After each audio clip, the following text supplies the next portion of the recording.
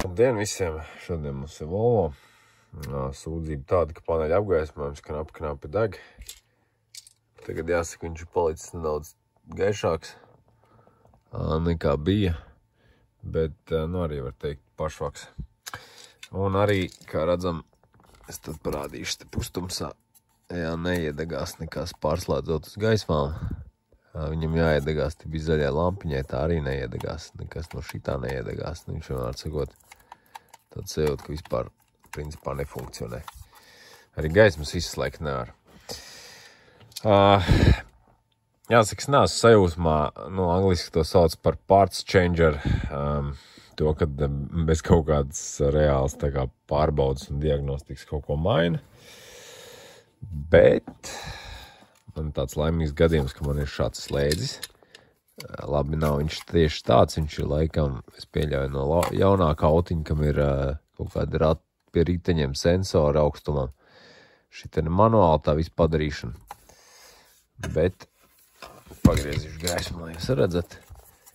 Bet tas nemaina būtību.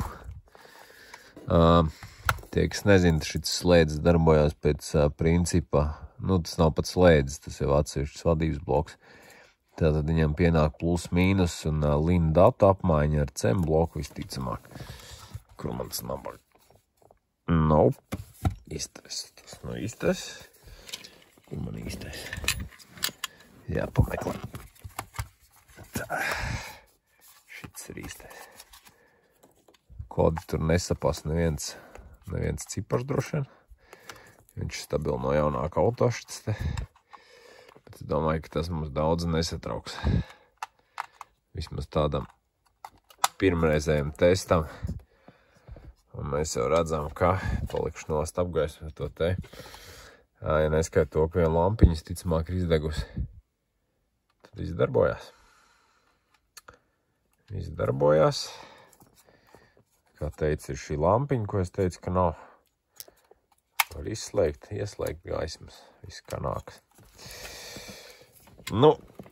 Tāda īsā versija ir tāda, kad slēdzis ir jāmaina. Bet, ja tas būtu tā, tad es šo video nefilmētu. Es gribu pamēģināt to slēdzi atjaukt vaļā un pārlodēt tur kaut ko iekšpusē.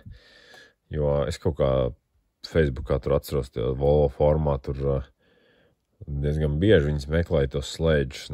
Tātad tā Volvoķim ir kārtējā bērnu slimība, kā panelis, kā klimata bloks, kā CEM bloki. Var sakot, pa pilnam tādas lietas, kas ir pilnas ar komponentiem, mikroshēmām, rezistoriem, un tas visu laiku vienkārši beidz savu dzīvi.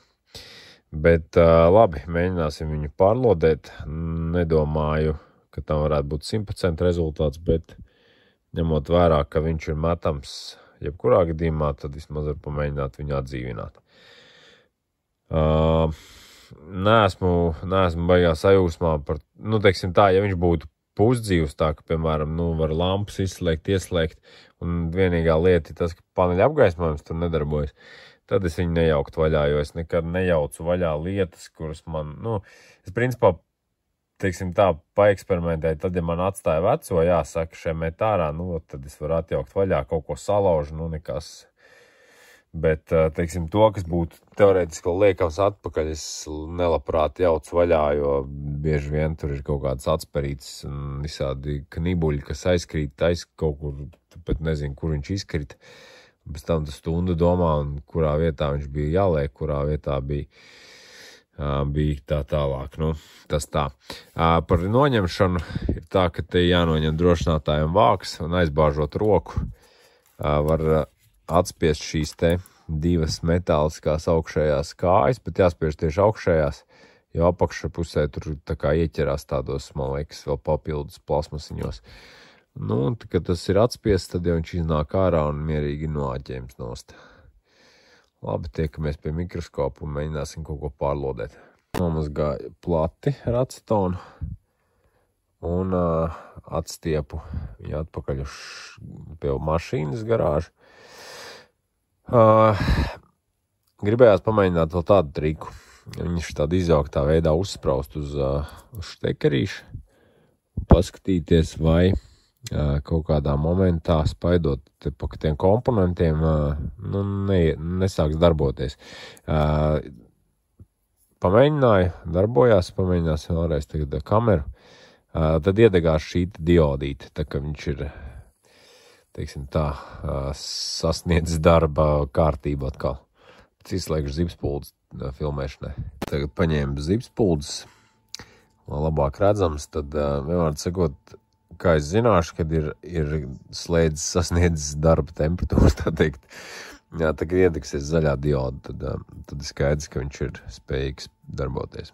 Ņemam pirkstu spaidam. Kaut kādas tie elementus. Kaut ko procesoru paspaidīt. Grūti jau saprast, kurš tieši tas īstais. Ko vajadzētu paspiest. Kaut ko pakustināju un aizgāju. Es pat nezinu, tā kā likās, ka diodi gan rīz, bet skaidrs, ka tā nav dioda. Tas kaut kas šajā te rajonā visticamāk. Es no sākuma liku diezgan uz procesoru, bet labi, varbūt tas nav procesors. Es nepārzinu to smalko elektroniku. Es domāju, ka tas kaut kāds mikrokontrolieris drīzāk nes procesors, bet, vienmēr sakot, darbojās. Arī varam redzēt, ka paneļa apgaismojums šanse. Tā kā tagad tikai ir jāatrod zem mikroskopa īstā vieta, ko pārlodēt. Jāpārlodē visi šie elementi, un varbūt arī procesoram kājas jau reiz ir nomazgāta tā laka nost, tā kā skatīsimies. Jāsaka, neko tādu acīm redzamas, tad neredzu. Bet, pārlodēs visu. Baigi laust ar spēku arī man tos komponentus negribās. Vienkāršāk visam pāriet pāri lodām un tad skatīties, vai ir rezultāts vai nav. Pārgāju visam pāri lodām un novāc arī lieko alavu, tev trāpījās pa daudz pirmajā piegājienā. Un principā jau laikam pārlodēju gandrīz visu. Rezistors visus pārlodēju. Varbūt, es nezinu, kurš tieši, bet man liekas, vienīgā vieta, kas bija tāda aizdomīga vai lieta, bija tas, kad viens no šiem te rezistoriem mazajiem bija tā, kad vienā brīdī, kad sildīja vienu pusi, viņš tā kā izkustējās, un man aizdomas, ka tā otra puse vienkārši bija atnākusi vaļā jau iepriekš, un tas sanāk tā sildot vienkārši, vienu pusi viņš atlodējās pavisam, jo visiem citiem nebija tā, kad viņš sāktu kustēties. Tā kaut kā. Jānomazgā laikam tā plata vēl ar acetonu, jo man kaut kā nepārāk labi viņš ar to spirtu mazgājās, tas tā lodēšanas pasti, viņi tā var nosaukt, nezinu, kā viņu sauc korekti, bet viņa tāda, paliek tāda lipīga, diezgan pretīgi uz rokām. Tā kā, man liekas, ka jāpārlaiž acetonu pāri rotiņu, tad notīrīsies viņš tāds, It kā jau viņi teorētiski var nemazgāt laikam nos, bet, man nepatīk. Man nepatīk īsti. Gan arī šais sanāca, izrādās arī, ka viens tiltiņš nebija vēl noņēmies šajā vietā. Pārskatījot tagad uz mikroskopu, tad šī te starp trešo un otro kāju. Te viss vēl spīdīgs no tās lodēšanas pastas apakšā, un te nevar īsti saprast, bet tad ieskatījos, ka tur vēl palicis. Tā nav problēma vienkārši. Kā saka, jābūt uzmanīgam un jāpārskat vienmēr šeit lielās komponentes ar daudzajām kājām.